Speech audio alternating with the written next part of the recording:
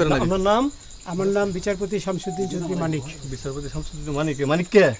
হাইকোর্টের যেটা কয়েকদিন আগে একটা উপস্থাপন করছো চ্যানেল আইতে। সেই মানিক কে? চ্যানেল আইতে? হ্যাঁ হ্যাঁ। সেই মানিক পুলিশের কি সেই না, আমাকে বলতে দেন প্লিজ, ডোন্ট ইন্টারফেয়ার, আমাকে বলতে দেন।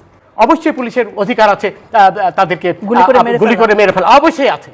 পুলিশের নাকি অধিকার আছে সবাইকে গুলি করে মেরে ফেলার, সাধারণ ছাত্রছাত্রীদেরকে গুলি করে মেরে ফেলার। এই তো মাত্র কয়েকদিন আগেও যার গলায় এত জোর ছিল, যার এত ক্ষমতা ছিল, আজকে সে কোথায় শুয়ে আছে দেখুন। চিনতে পারছেন তো? এই সেই বিচারপতি মানিক, যে ভারতে পালিয়ে যাওয়ার সময় বিজিবির হাতে ধরা পড়েছে। জোর, ক্ষমতা, শক্তি চিরদিন থাকে না। আল্লাহ তাআলা আমাদের ছাড় দেন ঠিকই, কিন্তু ছেড়ে দেন না। হয়তো এটাকেই বলে রিভেঞ্জ অফ নেচার। আমাদের প্রতিনিধি কি কি ছিল সাথে?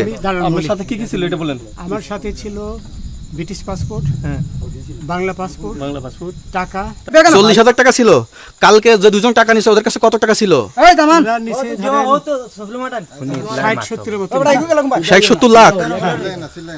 আপনি কত টাকা কন্টাকে আসছেন? আমি 15,000 টাকা ওদের বলছিলাম, ওইটা আমি দিছি।